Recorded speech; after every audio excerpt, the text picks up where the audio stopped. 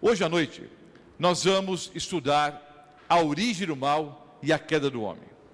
Ou seja, vamos estudar o grande conflito cósmico entre o bem e o mal. Nós sabemos que há duas forças no universo. Uma para o bem, outra para o mal. Não são duas energias, uma energia positiva e uma energia negativa, como alguns ensinam por aí. Há uma guerra entre duas pessoas, Deus contra Satanás. Satanás contra Deus. É o grande conflito cósmico entre o bem e o mal. Nós vamos, nessa noite, entender como surgiu o mal no universo.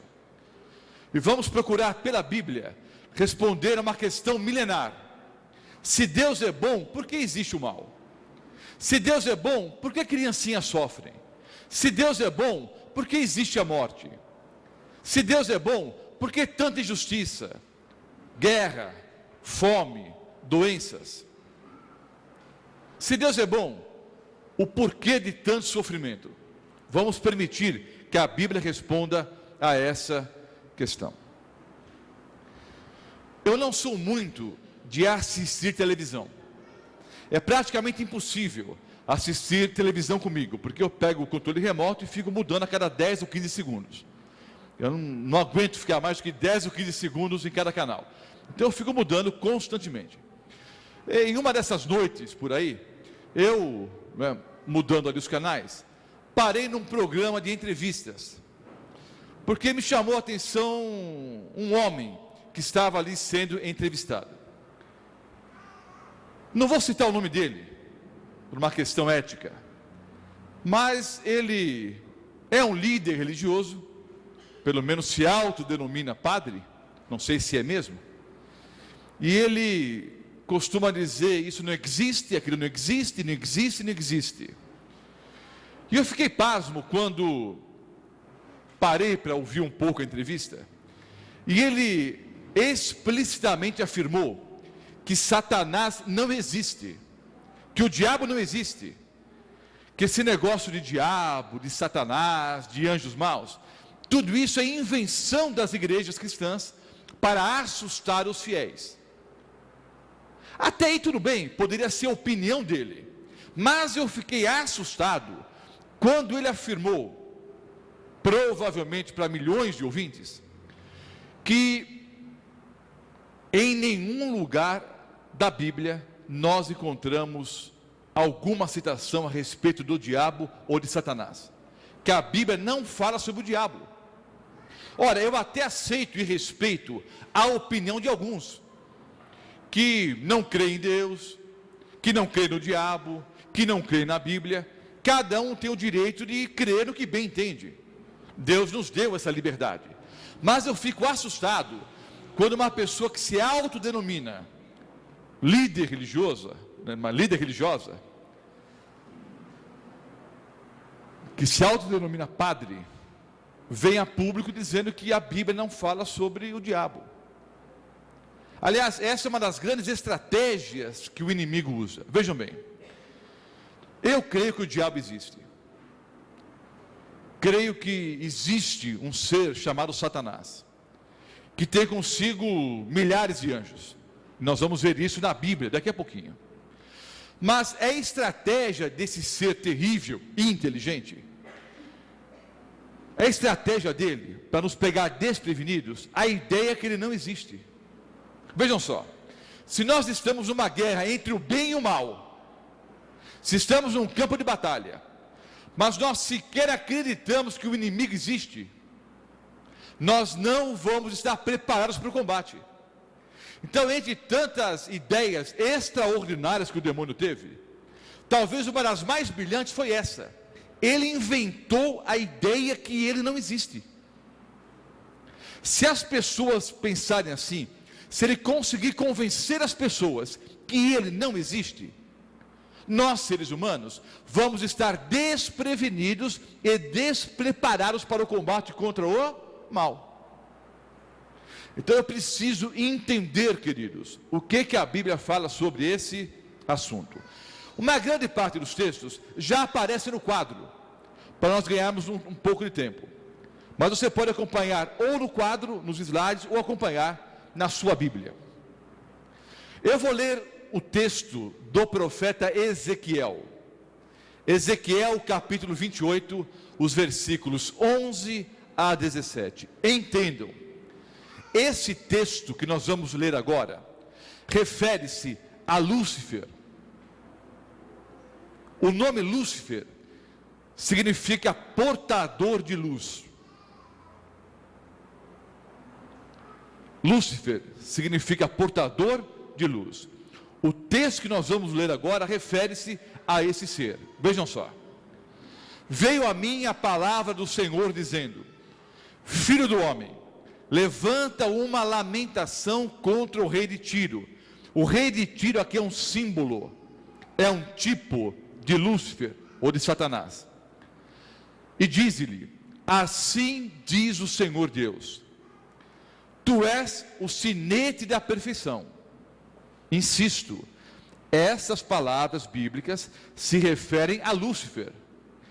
Tu és o sinete da perfeição, cheio de sabedoria e formosura.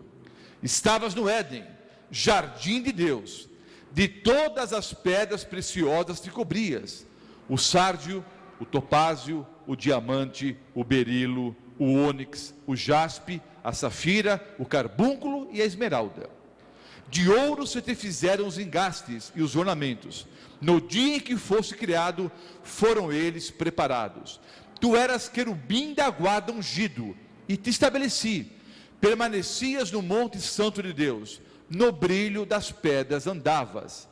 Perfeito eras nos teus caminhos, desde o dia em que fosse criado, até que se achou iniquidade em ti. Notem, era um ser perfeito, querubim da guarda ungido, estava no jardim do Éden. Esse ser se cobria de todas as pedras preciosas. Alguns estudiosos bíblicos até afirmam que essas pedras preciosas foram criadas especialmente para esse anjo. Perfeito ele era nos seus caminhos, até o dia em que se achou iniquidade nesse ser. Ontem nós falamos sobre alguns mistérios da Bíblia. Esse é o mistério da iniquidade. Esse ser perfeito, que estava ao lado de Deus, que era criatura de Deus, em determinado momento da sua existência, ele se rebelou contra Deus, até que se achou iniquidade em ti. Na multiplicação do teu comércio, se encheu o teu interior de violência, e pecaste, pelo que te lançarei profanado fora do monte de Deus, e te farei perecer, ó querubim da guarda, em meio ao brilho das pedras. Elevou-se o teu coração por causa da tua formosura, corrompeste a tua sabedoria por causa do teu resplendor. Lancei-te por terra, diante dos reis te pus, para que te contemplem. Ezequiel 28, os versículos 11 a 17. Esse ser, um anjo perfeito, criado por Deus, em determinado momento da sua vida, ele rebelou-se contra o Criador. A criatura voltou-se contra o Criador. Ele se corrompeu por causa da sua formosura, por causa da sua sabedoria. No seu coração, ele intentou ser igual a Deus. Vejam o que diz o profeta Isaías, no capítulo 14, os versículos 12 a 15. Como caíste do céu, ó estrela da manhã, filho da alva, como fosse lançado por terra, tu que debilitavas as nações. Tu dizias no teu coração: eu subirei ao céu, acima das estrelas de Deus exaltarei o meu trono, e no monte da congregação me assentarei, nas extremidades do norte. Contudo, serás precipitado para o reino dos mortos, no mais profundo do abismo. Notem, esse ser perfeito intentou ser igual ou superior a Deus. Ele não se contentou com a sua posição. Notem, abaixo da Santíssima Trindade, ele era o maior de todos. Era querubim da guarda ungido. Mas ele quis no seu coração ser igual a Deus. Ele pecou contra Deus. E do céu ele foi expulso. Vejam outros textos que apresentam esse quadro de maneira muito clara. Apocalipse 12, os versículos 3 e 4. Viu-se também outro sinal no céu, e eis um dragão. O dragão é aquele símbolo de Satanás. A sua cauda arrastava a terça parte das estrelas do céu, as quais lançou para a terra. Leio ainda o capítulo 12, os versículos 7 a 9. Houve peleja no céu. Miguel e os seus anjos pelejaram contra o dragão. Também pelejaram o dragão e os seus anjos. Todavia não prevaleceram, nem mais se achou no céu o lugar deles. E foi expulso o grande dragão, a antiga serpente, que se chama Diabo e Satanás, o sedutor de todo mundo. Sim, foi atirado para a terra e com ele os seus anjos. Vejam bem, esse ser perfeito, que não tinha nenhum pecado, intentou em seu coração ser igual a Deus. Deus criou os anjos e nós, seres humanos, com livre arbítrio. Ao falar daqui a pouquinho sobre a queda do homem, eu vou explicar melhor o que é livre arbítrio. Mas Deus criou os anjos e nós, seres humanos, com livre arbítrio. E Satanás, então, usando a sua liberdade de escolha, tomou uma decisão errada, rebelou-se contra Deus. E Lúcifer, que significa portador de luz, tornou-se Satanás, que significa o enganador. No livro do Apocalipse, o dragão é símbolo do diabo, é o símbolo de Satanás. Lemos no texto do Antigo Testamento que na multiplicação do seu comércio, o seu coração se encheu de pecado. Multiplicação do comércio significa ir de ouvido em ouvido, vendendo as suas ideias. Lúcifer no céu, ele conseguiu enganar a terça parte dos anjos. O texto de Apocalipse 12 fala justamente a respeito disso. Apocalipse 12 fala justamente sobre isso. A guerra que houve no céu. E como Satanás do céu foi expulso. E ele arrastou consigo a terça parte dos anjos. Diz o texto que com a cauda o dragão arrastou uma terça parte das estrelas. As estrelas no texto de Apocalipse 12 simbolizam os anjos. E a cauda simboliza a mentira. Vejam bem, os répteis têm a sua força onde? O jacaré, o calango, o alligator, o crocodilo, os répteis, eles têm a força onde? Na cauda. No texto do Apocalipse, o dragão é apresentado como arrastando a terça parte dos anjos com a sua cauda. Qual é a força do dragão? Qual é a força de Satanás? A força é a mentira. E com a mentira, ele conseguiu enganar uma terça parte dos anjos. Apocalipse 12, versículo 12. Por isso festejai, ó céus, e vós os que nele habitais. Ai da terra e do mar, pois o diabo desceu até vós cheio de grande cólera, sabendo que pouco tempo lhe resta. Pergunto, pelos textos que nós lemos até agora, vou mostrar outros. Faço uma pergunta simples, você responda. A Bíblia fala sobre o diabo ou não?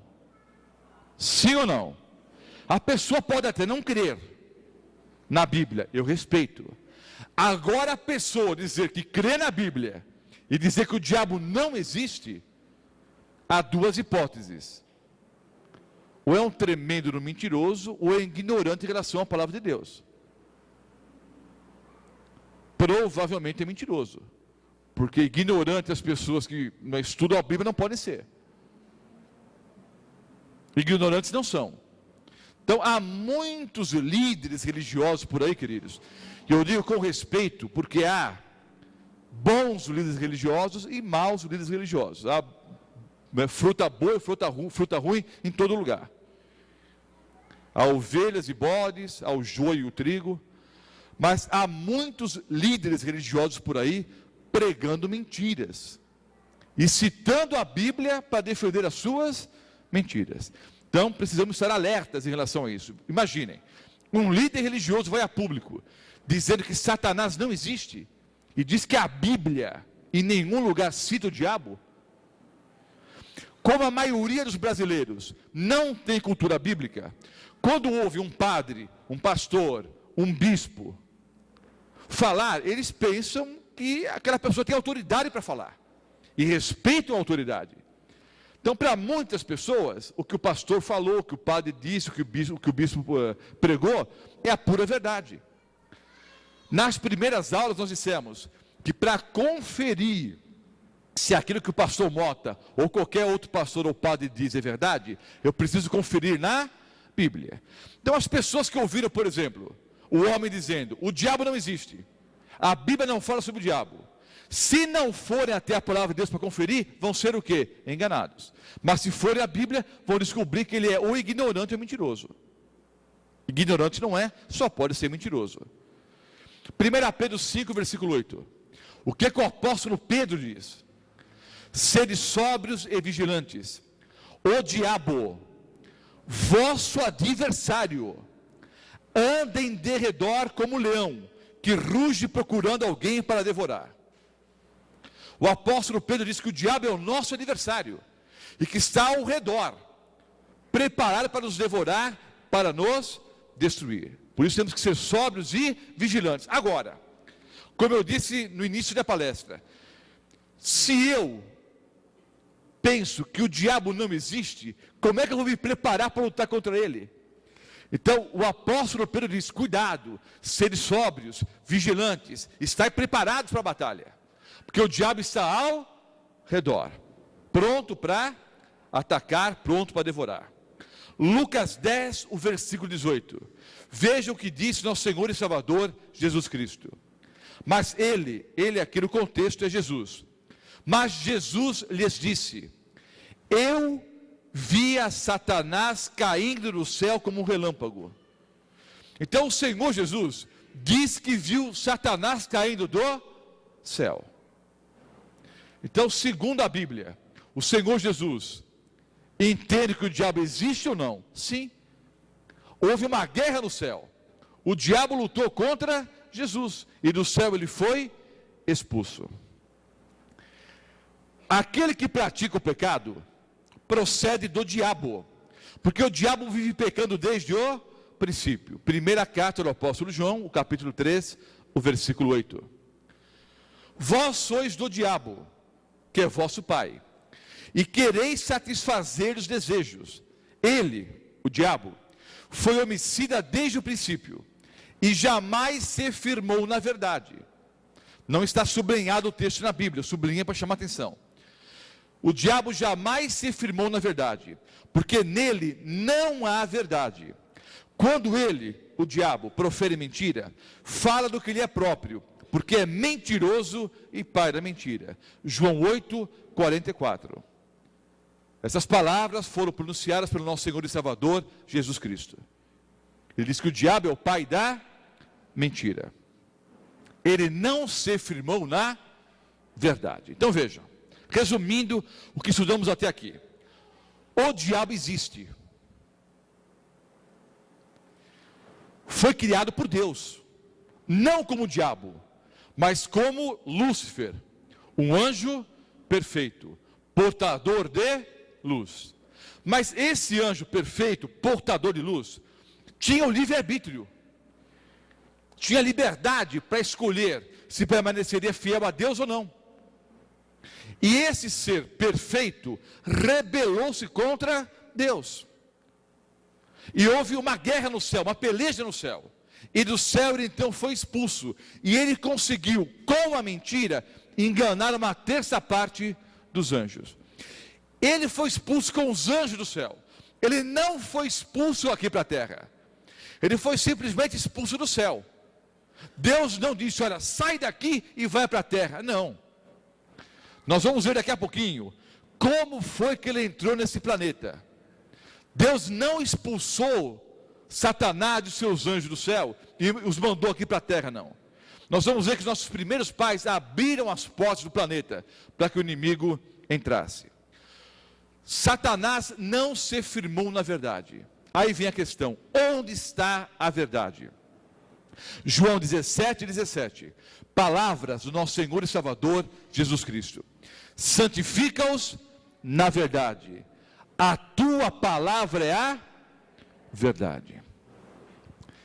Para eu não ser enganado, queridos, eu preciso estudar a Bíblia. Preciso gastar tempo para estudar a Bíblia, para que eu não seja enganado. Há muitas pessoas mentirosas por aí, inclusive muitas pessoas que são pregadores, são ministros, e se apresentam como servos de Deus, como ministros de Deus, estão por aí pregando a mentira. Não estou jogando pedra em ninguém, não estou citando nome de religião, nome de pastor, de padre, nada. Só estou alertando que você precisa estudar a Bíblia. E o alerta quem dá não é o pastor Mota. O alerta quem dá é o nosso Senhor e Salvador, Jesus Cristo. Eu tenho que estar atento, estudando a palavra de Deus, para não ser o quê? Enganado. A Bíblia é o escudo contra a mentira. A arma que nós cristãos usamos contra a mentira é a verdade. E a Bíblia é a verdade. A Bíblia é a palavra de Deus. Satanás continua enganando hoje. Vejam o texto bíblico. E não é de admirar, porque o próprio Satanás se transforma em anjo de luz. Não é muito, pois, que os seus próprios ministros se transformem em ministros de justiça. Então, espera um pouco, queridos. O próprio Satanás, ele pode se apresentar como um anjo de luz. Notem, Satanás não tem chifres. Satanás não é vermelho. Não tem patas de bode. Não tem um rabo enorme. Não anda com tridente na mão. Não fica cuspindo fogo. Ele é um anjo. E era um anjo perfeito. Só que pecou contra Deus e do céu foi expulso. Satanás, ele pode se apresentar como um anjo de luz. Então tome cuidado. Você pode ter um sonho, uma visão, sei lá o quê. Mas um anjo se apresentou. Você tem que saber se o anjo é da parte de Deus ou da parte do diabo. Não, mas não tinha chifres, não era vermelho, não cuspia fogo, não tinha tridente, não. Essa é a história do diabo com chifres, com tridente, cuspindo fogo. Isso é mitologia pagã. O nosso inimigo é um anjo mau. E ele tem outros anjos que trabalham com ele. E segundo a Bíblia, esses anjos se apresentam como se fossem ministros de justiça. Então tem muito ministro por aí se apresentando como ministro de justiça, mas na verdade quem trabalha por trás é o diabo e os seus anjos. O fim deles será conforme as suas obras. Segunda carta do apóstolo Paulo aos Coríntios, o capítulo 11, os versículos 14 e 15. Insisto, a única forma de não ser enganado é através das Escrituras Sagradas. Eu preciso conhecer o assim diz o Senhor. Vamos para o segundo bloco do estudo dessa noite. Já entendemos como o mal se originou no universo. Como é que o pecado entrou nesse planeta? Como era a terra antes do pecado? Eu sou um criacionista. Eu creio que existe um Deus, criador de todas as coisas. E creio que Deus criou esse mundo perfeito. Como era a terra antes do pecado? Gênesis 1, é o livro das origens, Gênesis 1, o versículo 31. Viu Deus tudo quanto fizera, e eis que era muito bom. Então o Senhor Deus, ao olhar para as obras das suas mãos, diz que tudo era muito bom. E notem, o padrão de qualidade de Deus é um padrão muito mais elevado do que o nosso. Então se o Senhor Deus olhou para tudo que ele havia criado, e pôde afirmar que tudo era muito bom, Então era porque tudo era muito bom mesmo, era tudo extraordinário, era tudo maravilhoso. Agora, nós podemos afirmar que hoje, no mundo que nós vivemos, está tudo bom? É tudo maravilhoso? É tudo muito bom? Então as coisas mudaram. Aquilo que era perfeito, tornou-se imperfeito. O que era maravilhoso, tornou-se terrível. Mas o que aconteceu com esse planeta? A Bíblia explica. Plantou o Senhor Deus um jardim no Éden, na direção do Oriente, e pôs nele o homem que havia formado. Tomou, pois, o Senhor Deus ao homem e o colocou no jardim do Éden para o cultivar e o guardar. E o Senhor Deus lhe deu esta ordem: de toda a árvore do jardim comerás livremente, mas da árvore do conhecimento do bem e do mal não comerás, porque no dia em que dela comeres, certamente morrerás. Eu li os textos de Gênesis 2, o versículo 8, e Gênesis 2, 15 a 17. Então o Senhor Deus formou um jardim, e colocou ali o homem, Adão e Eva, e deu a seguinte ordem para o homem: de toda a árvore do jardim comerás livremente, mas da árvore do conhecimento do bem e do mal não comerás, porque no dia em que dela comeres, certamente morrerás. Vejam bem, eu não vou dizer que fiz a primeira comunhão, eu tive as aulas, não é, de preparo para a primeira comunhão, no Colégio São José dos Padres de Sion, um colégio grande e tradicional no bairro de Ipiranga. Colégio São José dos Padres de Sion. Estudei lá por alguns anos. Eu me lembro que os padres, nossos professores, eles ensinavam que o pecado original era o sexo. Então, porque Adão e Eva descobriram sexo, porque eles tiveram relações sexuais, então eles cometeram o pecado e Deus os expulsou do jardim. Se você estudar a Bíblia, você vai descobrir que isso não é verdade.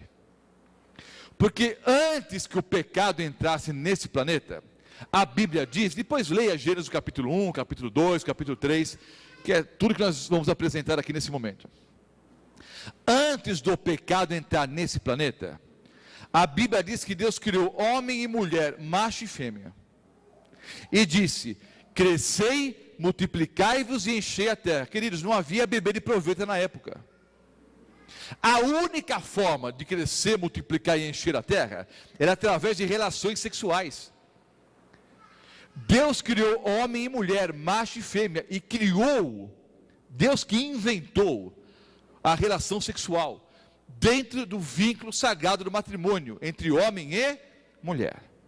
Eu vou dizer uma coisa agora que pode ofender alguns internautas, pode ofender algumas pessoas que nos ouvem agora pelo Novo Tempo, e talvez ofenda um ou outro aqui esta noite. Mas entenda uma coisa, amados irmãos, amadas irmãs. A Bíblia diz que Deus criou macho e fêmea. O cabra tem que ser macho e a mulher tem que ser fêmea. Isso é bíblico. Deus criou macho e fêmea, homem e mulher.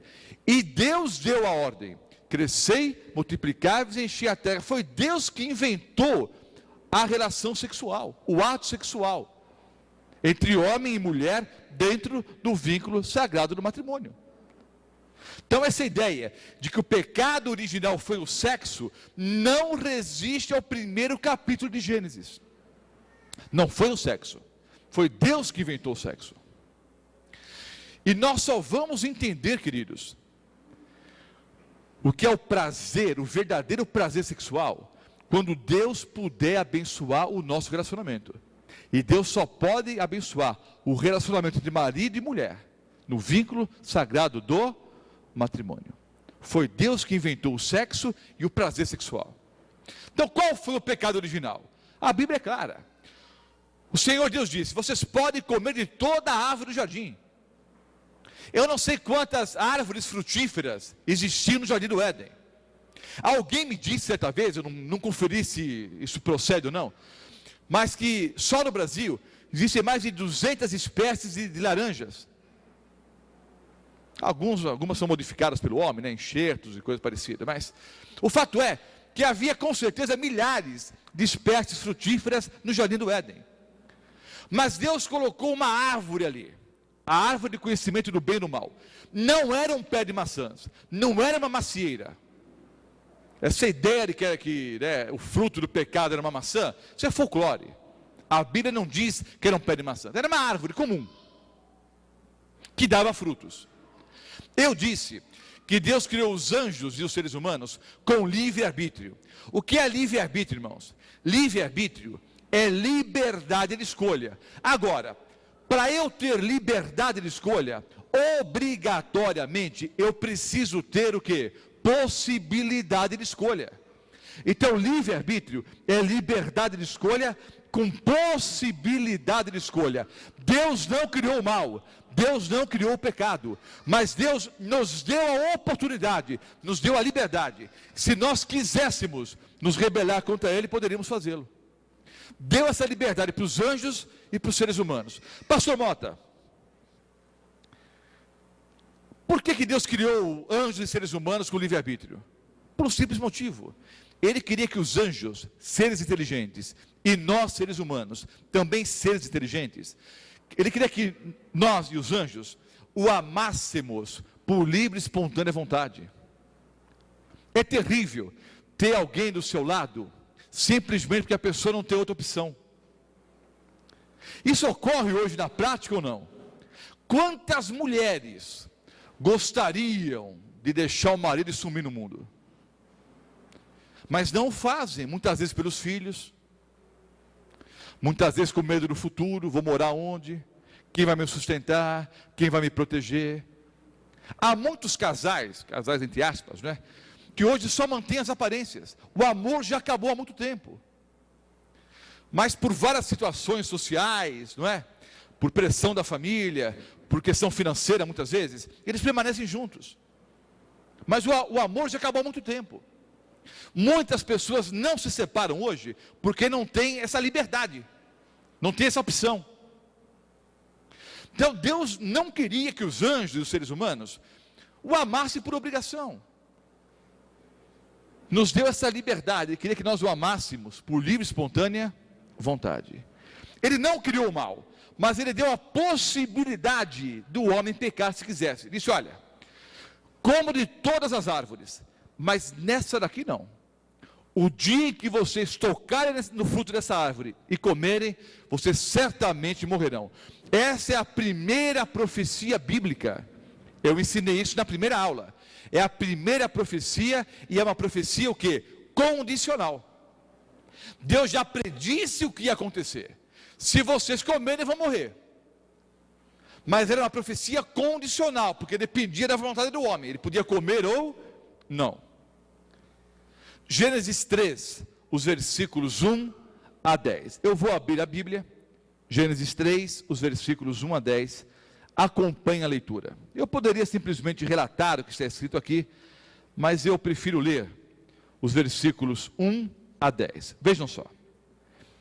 Mas a serpente, mais sagaz que todos os animais selváticos que o Senhor Deus tinha feito, disse à mulher: é assim que Deus disse, não comereis de toda a árvore do jardim?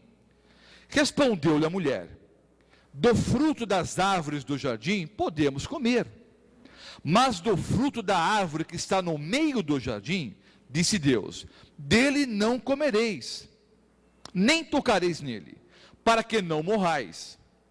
Então a serpente disse à mulher: é certo que não morrereis, porque Deus sabe que no dia em que dele comerdes, se vos abrirão os olhos, e como Deus, sereis conhecedores do bem e do mal. Vendo a mulher que a árvore era boa para se comer, agradável aos olhos, e árvore desejável para dar entendimento, tomou-lhe do fruto e comeu, e deu também ao marido, e ele comeu. Abriram-se então os olhos de ambos, e perceberam que estavam nus.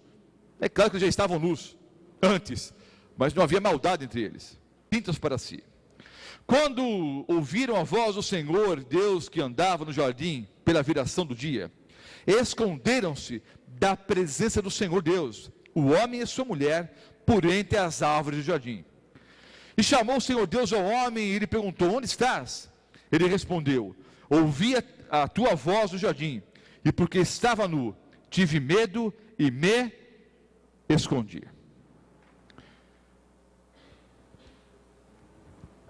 A mulher, andando pelo jardim, chegou até a árvore do conhecimento do bem e do mal. E ali estava a serpente. Pergunto: originalmente a serpente falava? Sim ou não? É claro que não. Nenhum animal falava. Mas Satanás incorporou na serpente. Satanás tomou posse do corpo da serpente e ficou na árvore. Quando Eva chegou perto da árvore, o demônio chamou. A mulher deu ouvidos ao demônio, ouviu a serpente, e a serpente disse: não é assim que Deus disse, que vocês podem comer de todas as árvores do jardim? A mulher respondeu: Deus disse que de todas as árvores do jardim podemos comer, menos da árvore que está no meio do jardim, dessa árvore aqui. Porque Deus disse que no dia em que dela comermos, certamente o quê? Nós vamos morrer. Aí o diabo, que havia tomado posse do corpo da serpente, disse: certamente não morrereis. Porque Deus sabe que no dia que vocês comerem desse fruto, vocês serão o quê? Iguais a Deus, conhecedores do bem e do mal. E a mulher então, seduzida pela serpente, tomou do fruto e comeu, e deu do fruto também para o seu marido. Vamos analisar um pouco o texto. Primeiro, a serpente não falava. O demônio tomou posse da serpente. Quando Eva começou a conversar com a serpente, eu pergunto: o diabo, através da serpente, contou um monte de mentiras? Sim ou não? Sim ou não? Não. O demônio quase que só falou verdades. Mas no meio das verdades, ele jogou uma mentira. Veja o que ele disse: não é assim que o Senhor Deus disse, de todas as árvores do jardim comereis livremente? Isso é verdade ou mentira? É verdade. O demônio começou a falar várias verdades, e no meio das verdades jogou uma mentira. Essa estratégia ele mantém até os dias de hoje. O demônio nunca chega para você contando um monte de mentiras, porque nós somos ingênuos, mas nem tanto. Se ele contar um monte de mentiras, em determinado momento, nós vamos entender que estamos sendo ludibriados. Mas qual é a estratégia do diabo? Ele conta um monte de verdades, e no meio das verdades ele joga uma mentira. Fiquem atentos, porque ele continua trabalhando da mesma forma. Aí o diabo diz: certamente não morrerás. Essa é uma mentira. Queridos, o que eu vou dizer agora é uma frase dura para os internautas que me ouvem, é dura para algumas pessoas que estão aqui hoje à noite, é dura para aqueles que vão assistir depois, não é, os DVDs ou a própria palestra na internet. Mas nós encontramos aqui, queridos, a primeira sessão espírita do planeta Terra, dirigida pela mesma pessoa que dirige todas as outras, Satanás e os seus anjos. Notem, houve incorporação do espírito ou não? Sim. E qual foi a frase do diabo? Certamente não morrerás. Não, você não vai morrer não. Você vai para um lugar melhor, vai para um andar de cima, vai para o paraíso. Não é a mesma história hoje? Não, você não morre não. Nós vamos, numa próxima aula, estudar sobre o estado do homem na morte. Vocês vão descobrir uma coisa extraordinária, queridos. Para a Bíblia, quando a pessoa morre, ela morre mesmo. Não tem esse negócio, foi para um lugar. Se foi para um lugar melhor, não morreu. Nós vamos descobrir numa próxima aula que quando a pessoa morre, morre mesmo.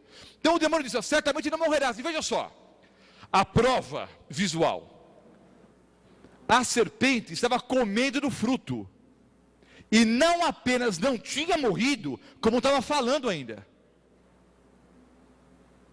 O diabo continua trabalhando assim, iludindo as pessoas através do visual, através daquilo que você pode ver, que você pode tocar, que você pode sentir. Olha, mas eu estou com medo do fruto. Eu não apenas não morri, como estou falando. Deus está enganando vocês. O diabo continua trabalhando assim. Cuidado, porque o diabo, segundo a Bíblia, pode operar tantos sinais. Ele pode até fazer fogo descer do céu. Cuidado, as aparências enganam, pelos seus frutos os conhecereis. Então a mulher tomou do fruto e comeu. Pergunto, quando foi que a mulher pecou? Quando ela tomou do fruto ou quando ela comeu o fruto? Nem quando tomou, nem quando pegou o fruto, nem quando comeu. Ela já havia pecado quando no seu coração ela intentou ser igual a Deus. Não, eu vou comer do fruto para ser igual a Deus. Ali ela já havia pecado. O tomar o fruto, o pegar o fruto e comer, foi simplesmente externar o pecado que já estava no seu coração. Por isso que o Senhor Jesus disse: se alguém olhar para uma mulher com intenção impura no seu coração, já o quê? Já adulterou. Se alguém odeia o seu irmão, já cometeu o quê? Homicídio. Sabe aquela história? Eu como pastor já ouvi várias vezes essa história. Pastor, o homem chorando, pastor, eu nunca tinha pensado em enganar minha esposa, eu nunca pensei em trair minha esposa, mas eu fui fazer uma visita ali, e chegou a mulher mal vestida ali, com pouca roupa, e ela me seduziu, e eu caí, pastor, eu nunca havia pensado em trair minha esposa. Mentira. Se ele não tivesse pensado em trair, não teria traído. Ele já havia pensado, já havia imaginado, já havia sonhado, já havia fantasiado, já havia paquerado. O dia que ele teve a oportunidade, ele simplesmente externou o pecado que já estava no seu coração. Ninguém pega um pedaço de pau de um dia para o outro e mata seu amigo, mata seu irmão. O homicida, ele já vai alimentando o ódio há muito tempo. Ele já odeia no coração. O amor já acabou. Quando ele tem a chance, ele simplesmente pratica o ato. Por exemplo, Caim já odiava Abel há muito tempo. Ele não teve uma crise de nervos numa hora lá e matou o irmão, não. Ele já odiava Abel há muito tempo. Quando ele teve chance, teve oportunidade, de simplesmente o quê? Externou o pecado que já estava no seu coração. Ninguém entra no supermercado, especialmente os jovens fazem isso, as crianças fazem muito isso, ou faziam, Ninguém entra no mercado e rouba o chiclete de um dia para o outro. A criança olhou, entrou, olhou, já pensou, já teve o desejo, aí teve medo, olhou de um lado para o outro, não teve coragem, voltou a segunda vez, o dia que ela tem chance, ela vai e consuma o ato que já está no seu coração. Entenderam? Eva já havia pecado quando ela quis ser igual a Deus. O tomar do fruto e comer foi simplesmente o quê?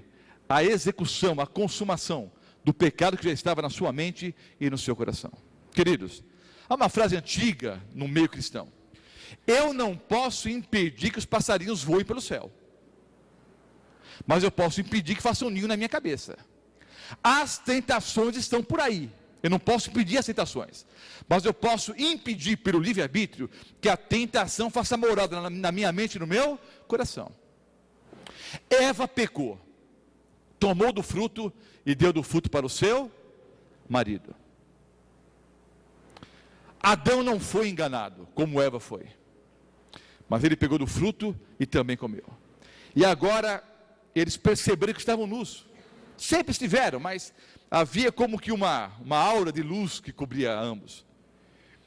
E agora a perfeição que eles tinham se foi. E quando viram Deus chegando no jardim do Éden, se esconderam. E o Senhor Deus disse: Adão, onde você está? Deus sabia onde ele estava? Não é lógico que sabia. Mas é o primeiro apelo feito por Deus na Bíblia: onde você está? E o homem então se manifestou. Vou ler agora, queridos, os versículos 11 em diante, encerrando aqui a palestra dessa noite. Gênesis 3, os versículos 11 em diante. Perguntou-lhe Deus: Quem te fez saber que estavas nu? Comesses da árvore que te ordenei que não comesses? Então disse o homem: a mulher que me deste por esposa, ela me deu da árvore e eu comi. Disse o Senhor Deus à mulher: que é isso que fizeste? Respondeu a mulher: a serpente me enganou e eu comi. Então o Senhor Deus disse à serpente: visto que isso fizeste, maldita és entre todos os animais domésticos, e o és entre todos os animais selváticos. Rastejarás sobre o teu ventre, e comerás pó todos os dias da tua vida.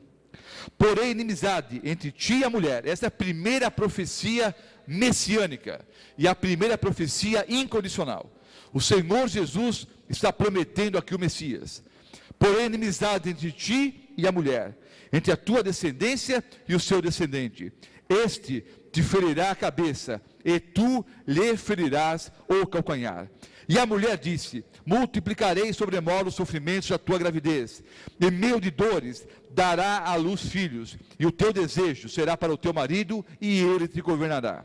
E Adão disse: visto que atendesse à voz da tua mulher, e comesse da árvore que eu te ordenara que não comesses, maldita é a terra por tua causa.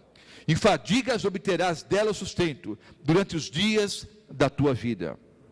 Ela produzirá também cardos e abrolhos, e tu comerás a erva do campo. No suor do teu rosto comerás o teu pão, até que tornes a terra, pois dela foste formado, porque tu és pó, e ao pó tornarás. E deu o homem o nome de Eva, sua mulher, por ser a mãe de todos os seres humanos. Fez o Senhor Deus vestimenta de peles para Adão e a sua mulher, e os vestiu. Então disse o Senhor Deus: eis que o homem se tornou como um de nós, conhecedor do bem e do mal. Assim que não estenda a mão, e tome também da árvore da vida, e coma e viva eternamente. O Senhor Deus por isso o lançou fora do jardim do Éden, a fim de lavrar a terra de que fora tomado. E expulso o homem, colocou querubins ao oriente do jardim do Éden, e o refugiou de uma espada que se revolvia, para guardar o caminho da árvore da vida. Vamos lá, queridos. Deus fez o apelo, chamou o homem: homem, onde você está? Deus já sabia, mas é o primeiro apelo bíblico. O homem se manifesta, diz: eu me escondi. Mas por que você estava com medo? Se escondeu por quê? Você comeu da árvore que eu proibi que você comesse? Deus obviamente já sabia de tudo isso, mas o homem disse o que, queridos? O que ele falou? Adão pôs a culpa em quem? Não pôs na mulher, não. Adão pôs a culpa em Deus. Vejam o que Adão disse: a mulher que o Senhor me deu por companheira, me deu do fruto e eu comi. Em outras palavras: Senhor, a culpa é sua. Se o Senhor tivesse feito uma mulher um pouquinho melhor, não teria feito essa bobagem. A culpa é do Senhor. O Senhor que criou Eva. Aí Deus olha para a mulher: mulher, o que você fez? A mulher pôs a culpa em quem? Não pôs na serpente, não. A frase não é tão explícita quanto a frase de Adão, mas está implícita no contexto aqui. Eva colocou a culpa em Deus. A serpente. Quem criou a serpente, queridos? Deus. A serpente que o Senhor criou. A frase não é explícita assim, mas está implícita, não é? A serpente que o Senhor criou me deu do fruto e eu comi. Adão pôs a culpa em Deus, e a mulher pôs a culpa em Deus. Desde que o pecado entrou no planeta, a tendência pecaminosa do homem é pôr a culpa em Deus. Hoje, você enfrenta um problema, uma dificuldade, e diz: por que comigo, Senhor? Por que comigo, Deus? Por que está acontecendo isso comigo, Senhor? Por que esse castigo? E nós que nascemos num lar católico, eu nasci num lar católico, nós, desde pequenininhos, e alguns evangélicos também educam os filhos assim, com a seguinte frase: cuidado, Deus está vendo, Deus castiga, Deus está vendo, Deus castiga. Então qualquer coisa que enfrentamos no dia a dia, achamos que é castigo de Deus. Você vai a uma cerimônia fúnebre, está ali um corpo sem vida, e as pessoas ao redor do caixão ali, ao redor do corpo sem vida, e você ouve as seguintes frases: Deus o levou. Às vezes uma mãe chorando: por que, Senhor? Vocês percebem como a tendência pecaminosa do homem é pôr a culpa em Deus? Mas, queridos, Deus não é o culpado por nada. O culpado é Lúcifer, o culpado é o diabo, Satanás, o dragão, o nome que você quiser dar para ele. A Bíblia traz muitos nomes para o inimigo.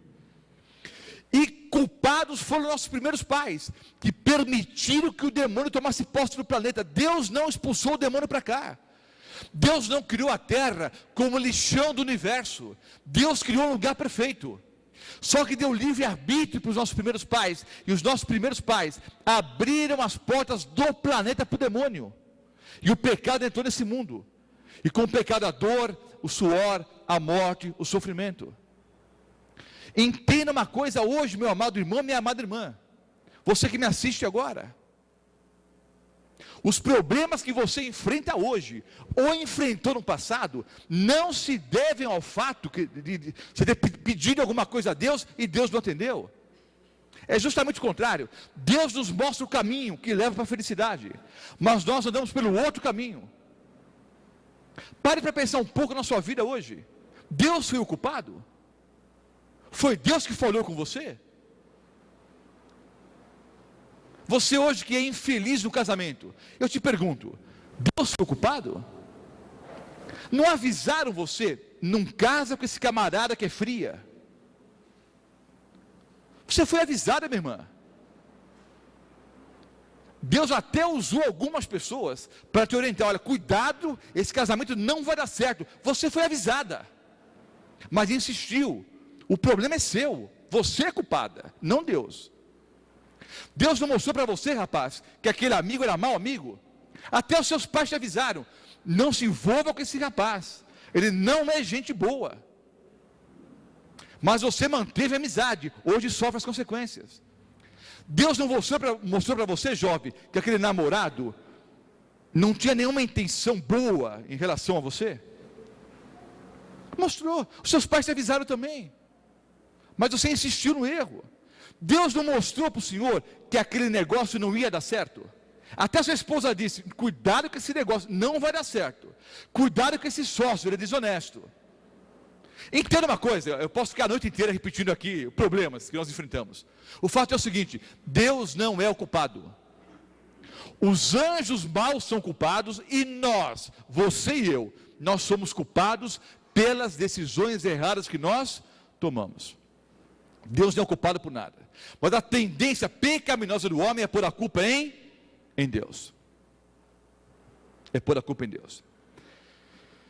Algumas questões filosóficas lançadas ao longo dos milênios. Deus é onisciente ou não? Sim ou não? Sim. Deus sabia que o homem ia pecar? Sim ou não? Sim. Por que criou então? Então, a seguinte ideia. Alguns acham que Deus não sabia que o homem ia pecar. Alguns não creem na onisciência divina. Eu creio que Deus é onisciente. Eu creio, irmãos, que há milhões de anos atrás, Deus sabia que hoje à noite eu ia estar pregando em Mirassol. Eu creio nesse Deus. Deus sabia que Adão e Eva iriam pecar? Sabia. Aí vem a outra questão, mas por que criou então? Olha, é simples. Antes de responder essa questão, eu queria até ilustrar com uma frase, vou usar um termo que não deveria usar, ainda mais que estão filmando, uma frase idiota, uma frase imbecil, que a gente ouve por aí. Não é a frase que é imbecil, as pessoas que pronunciam a frase que são imbecis, né? Pessoas que dizem assim para os pais, eu não pedi para nascer. Eu espero nunca ouvir isso dos meus filhos. Uma frase tão idiota, não é? Eu não pedi, como se a culpa fosse dos pais, não é? Eu não pedi para nascer. Então, eu vou usar, não é, essa ilustração, infelizmente verdadeira, para muitas pessoas por aí, para tentar explicar essa questão. Vejam só. Hoje o homem pensa da mesma forma, Deus sabia que o homem ia pecar, por que criou então? Então a culpa é de Deus? Não. Quando nós temos filhos, queridos, nós seres humanos pecadores, sabemos que eles vão dar trabalho. Agora, Deus, mesmo sabendo todo o trabalho que o homem ia dar, ainda assim nos criou. Mais do que isso, raciocinemos juntos. Se você tem um único filho, esse filho te ama, te obedece, é um filho carinhoso, te respeita, te ama, mas você tem o desejo de ter um segundo filho, só que você tem plena certeza que o segundo filho vai ser desobediente, vai ser mal criado, só vai te dar trabalho, é por causa do segundo filho, o primeiro vai morrer. Você teria um segundo filho, sim ou não? Sim ou não? Mamães, respondam, sim ou não? Não. Notem, Jesus não é criatura, Jesus é criador. Explicamos isso ontem à noite, ao estudarmos sobre a Santíssima Trindade. Mas apenas como exemplo, e os exemplos humanos sempre ficam muito aquém das realidades divinas. Às vezes usamos palavras humanas para explicar coisas divinas e não explicamos como deveríamos. Mas vejam só, o Senhor Deus, mesmo sabendo que Jesus teria que morrer em nosso lugar na cruz do Calvário, ainda assim nos criou. Vou mais além ainda, Jesus é o Criador. Quando o Senhor Jesus formou Adão do pó da terra e soprou nas suas narinas o fôlego de vida, naquele momento, o Senhor Jesus já sabia que teria que morrer por causa de Adão. Porque o Senhor Jesus é o Cordeiro que foi morto quando?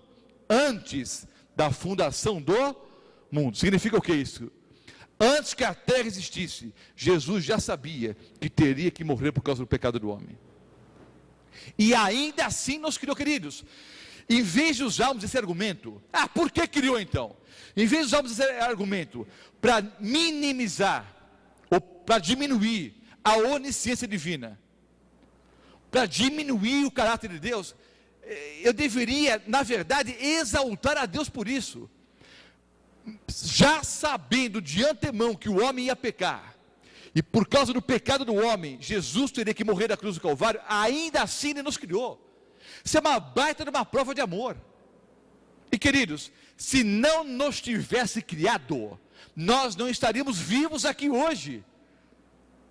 É aquela frase idiota de alguns por aí: eu não pedi para nascer, mas se não fosse seus pais, eu estaria vivo aqui hoje.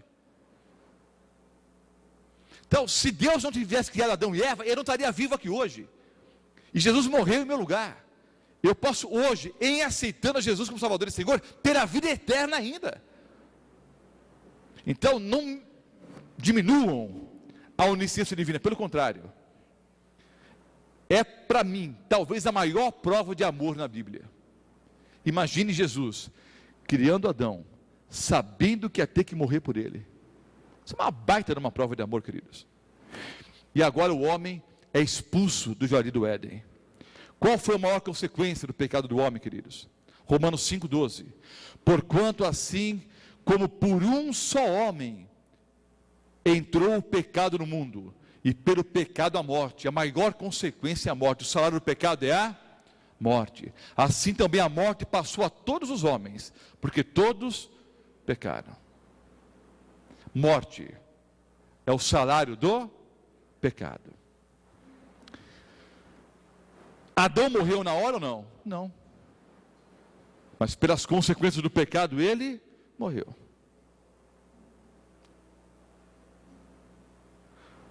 Quando Adão pecou, Satanás pensou assim: bom, agora das duas uma, ou Deus fulmina Adão e Eva, aí eu mostro para todo o universo que ele é tirano, ou Deus simplesmente deixa Adão e Eva vivos, aí eu provo para todo o universo que ele é o quê? Injusto. Fala uma coisa e faz outra. Eu vou usar um termo popular que os homens entendem melhor, mas as irmãs vão entender também.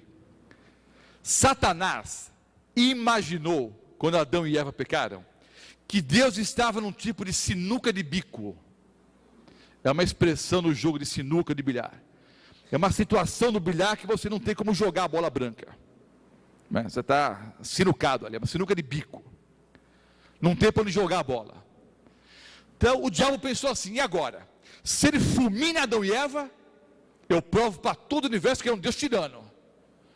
Se não matar Adão e Eva, eu provo que ele é o quê? Injusto. Fala uma coisa e faz outra. Não é digno de louvor e adoração. Só que o que o diabo não sabia é que Deus tinha um plano. O plano da redenção. O plano da salvação. A morte entrou no planeta. Gênesis 2, 16 e 17 é a primeira profecia condicional. O dia em que der a comer, certamente morrerás. Mas em Gênesis 3, 14 e 15, é a primeira profecia messiânica. Jesus, o nosso Senhor, veio a esse mundo para morrer por nós na cruz do Calvário. Vejam só, Romanos 5, versículo 8.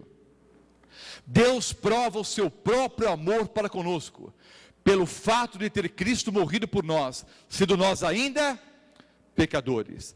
Porque Deus amou o mundo de tal maneira, que deu seu Filho unigênito, para que todo aquele que nele crê não pereça, mas tenha a vida eterna. Porque Deus enviou seu Filho ao mundo, não para que julgasse, ou não para que condenasse o mundo, mas para que o mundo fosse salvo por ele.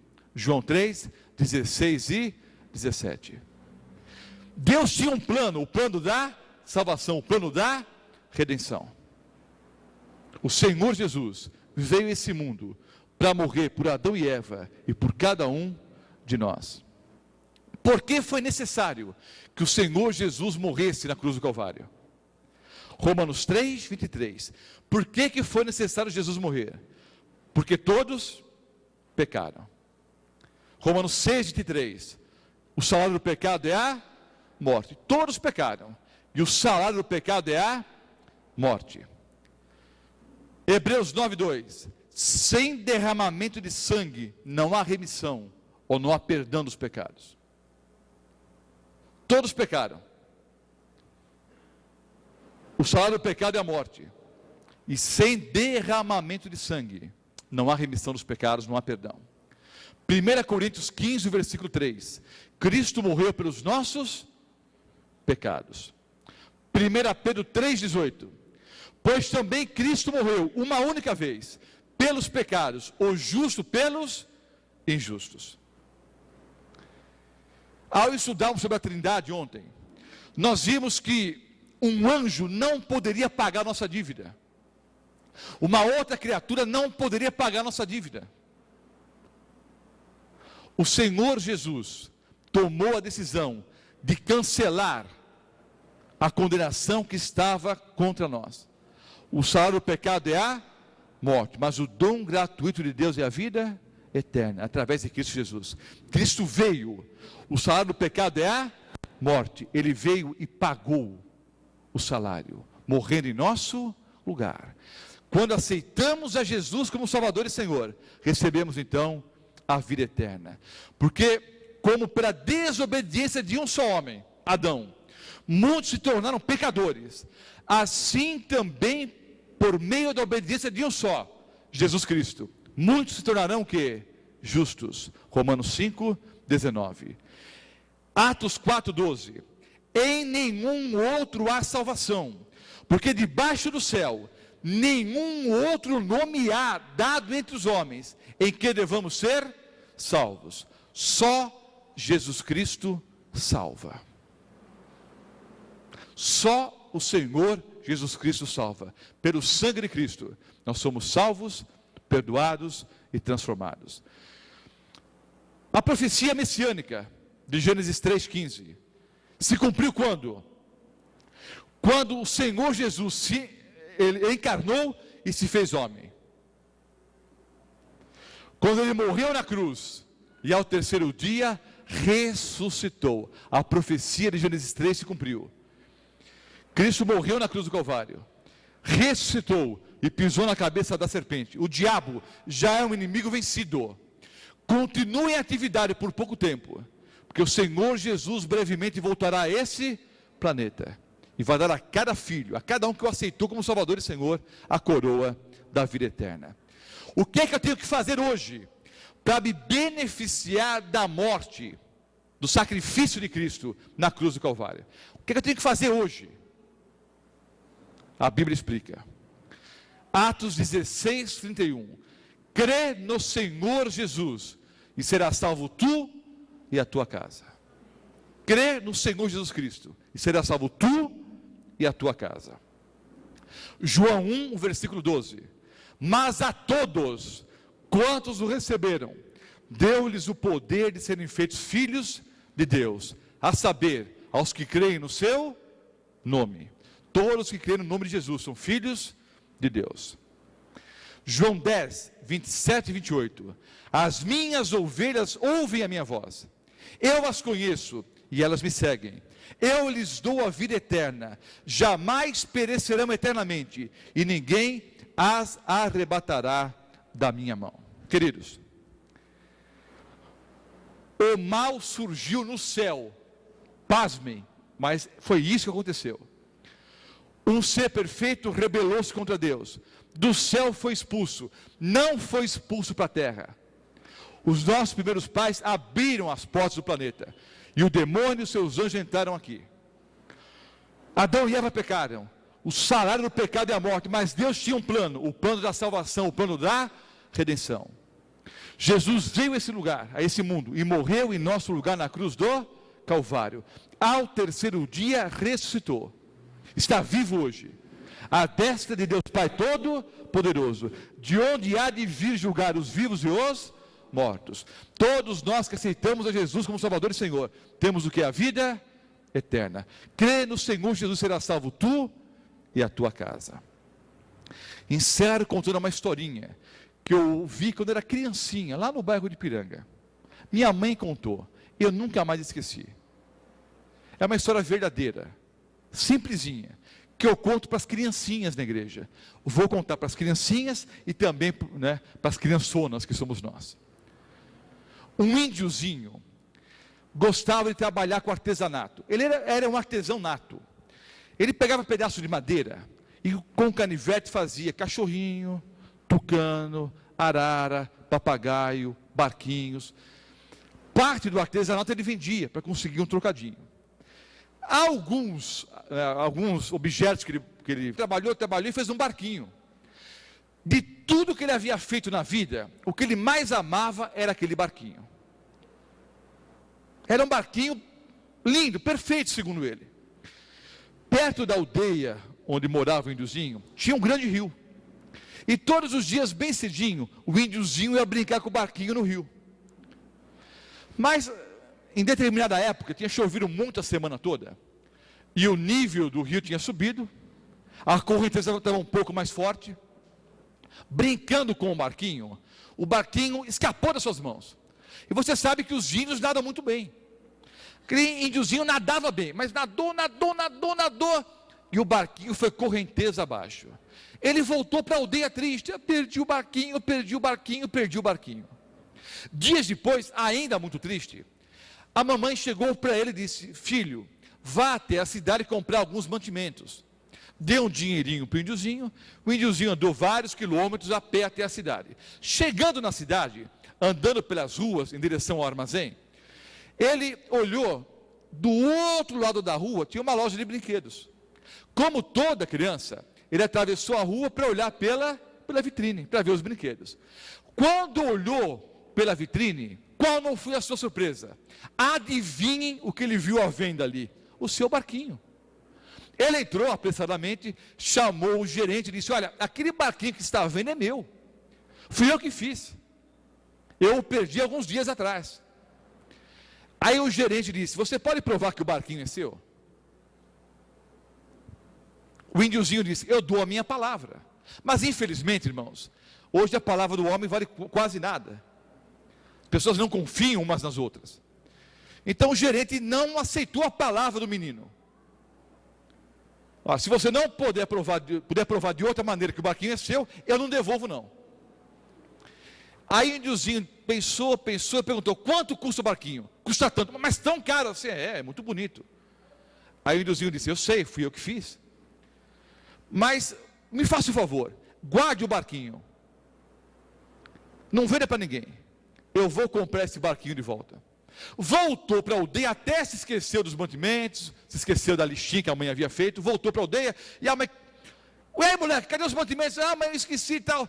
Pegou uma caixa velha, alguns trapos, pediu um dinheirinho para a mamãe, voltou para a aldeia e comprou graxa preta e graxa marrom. E todos os dias, podia chover, podia fazer sol, podia fazer frio, fizesse o tempo que fizesse, o índiozinho ficava o dia inteiro na cidade engraxando sapatos. Depois de alguns dias, ou de algumas semanas, ele conseguiu dinheiro suficiente, voltou, para a loja, chamou o gerente e disse: olha, o senhor não vendeu o barquinho? Não vendi não. Aí ele pegou e jogou várias moedas em cima do balcão. O gerente conferiu, viu que estava certo, pegou o barquinho embaixo do balcão. Quando ia embrulhar o barquinho, o índiozinho disse: não precisa embrulhar não é para presente, é meu mesmo. Aí o índiozinho pegou o barquinho e saiu da loja. E como algumas crianças, ele tinha o costume de conversar com o brinquedo. Então ele abraçava o barquinho, beijava o barquinho e dizia: barquinho, eu te amo. Abraçava o barquinho, beijava o barquinho e dizia: barquinho, eu te amo. E quer saber de uma coisa? Eu te amo 2 vezes. A primeira vez, porque eu te criei. E a segunda vez, porque eu te comprei de volta. Eu te amo 2 vezes. Sabe, queridos, o que Jesus mais amava era conversar com Adão e Eva no jardim do Éden. Conversar com o homem, a obra-prima das mãos de Deus. A maior alegria de Jesus era conversar com o homem face a face no jardim do Éden. Mas como estudamos hoje à noite, o homem tomou uma decisão errada e foi correnteza abaixo no mundo de pecado. Mas o Senhor Jesus veio a esse mundo, nasceu numa manjedoura, perto de vaca, galinha, jumento. Não é lugar para nenhuma criança nascer, muito menos o Criador do universo. Mas foi ali que Jesus nasceu. Trabalhou até os 30 anos como carpinteiro, numa época em que não havia energia elétrica, e trabalhava muito e ganhava pouco. Vivia sob o jugo do Império Romano, pagava altos impostos, mal sobrava dinheiro para o sustento. Escolheu ser pobre. Aos 30 anos, foi até João Batista, seu primo, e foi o quê? Batizado. Iniciou o seu ministério, pregou por 3 anos e meio o Evangelho da Salvação. Depois de 3 anos e meio pregando, ele foi traído, preso, torturado e crucificado. Mas ao 3º dia ele ressuscitou. Está vivo hoje. E hoje, no seu trono de graça, o Senhor Jesus olha para cada um de nós que estamos aqui hoje à noite, e Ele diz: eu amo demais vocês. E eu amo vocês 2 vezes. A primeira vez, porque eu criei vocês. E amo a segunda vez, porque eu comprei vocês de volta com meu sangue. Eu não sei o que você enfrenta hoje. Se é um problema no casamento, se é uma dificuldade financeira, se é uma doença, se é uma dificuldade com o filho que mergulhou no mundo das drogas, se é uma injustiça, se é uma fofoca, eu não sei por que você está sofrendo hoje. Mas uma coisa eu sei: quando a senhora derramou uma lágrima à noite no quarto, o esposo não viu, os filhos não viram. Quando a senhora estava chorando, quem sabe pela traição do marido, quem sabe por um problema, por um vício do filho, a senhora chorava sozinha ali. Mas o Senhor Jesus viu cada lágrima que correu pela sua face, porque Ele te ama 2 vezes, como Criador e como Redentor. Sabe quando o Senhor chegou em casa, cansado, estressado, brigou com o patrão, não sabia se ia ser mandado embora ou não, sem dinheiro para pagar a conta no final do mês, pagar o aluguel. O Senhor entrou no toalete, no banheiro de casa, e sozinho no banheiro chorou amargamente. A sua esposa não sabe disso, os seus filhos não sabem, mas o Senhor Jesus estava ao seu lado naquele momento. Esse Senhor Jesus maravilhoso, sabe quantos fios eu tenho na cabeça agora? E se cair um fio do meu cabelo, eu posso não perceber, mas Ele o quê? Percebe. Você tem valor para Jesus. Você é a pessoa mais importante do universo para Jesus, porque Ele morreu em seu lugar. Ele te ama 2 vezes, como seu Criador e como seu Redentor. O que eu tenho que fazer hoje é responder a esse amor, dizendo: Jesus, eu te amo demais. Obrigado, porque o Senhor morreu em meu lugar na cruz do Calvário e me dá hoje a vida eterna. Quantos querem dizer, Jesus, muito obrigado? Levantem a mão. Você que está em casa nos ouvindo, você que vai assistir o vídeo depois, tome essa mesma decisão. Diga, Jesus, eu te amo. Obrigado pelo teu amor. Eu te aceito como Salvador e Senhor. Vamos colocar em pé e vamos orar nesse momento. Amado Pai Celestial, nessa noite estudamos e entendemos a origem do mal. Entendemos como o pecado se originou no universo e como o pecado entrou nesse planeta. Mas acima de tudo entendemos que o Senhor tem uma solução para o pecado. E a solução foi ter enviado o seu único filho para morrer por nós na cruz do Calvário. O Senhor nos amou de tal maneira que deu o seu único filho, para que todo aquele que crê em Jesus não pereça, mas tenha a vida eterna. Nessa noite, nós respondemos ao amor de Cristo. Nós abraçamos a Jesus como Salvador e Senhor mais uma vez nesse momento, da certeza absoluta de que receberemos das suas mãos a coroa da vida eterna. Sabemos que o salário do pecado é a morte, mas sabemos que o dom gratuito de Deus é a vida eterna. Nós queremos aceitar de graça a salvação que há em Cristo Jesus, para termos sim uma vida melhor hoje, mas acima de tudo, a vida eterna. Perdoa-nos, Senhor, e dá-nos o poder concedido pela pessoa do Espírito Santo, para que vivamos como verdadeiros cristãos em toda e qualquer circunstância. Toma-nos, Senhor, em teus braços de amor, oramos, em nome do Senhor Jesus. Amém, Senhor Deus.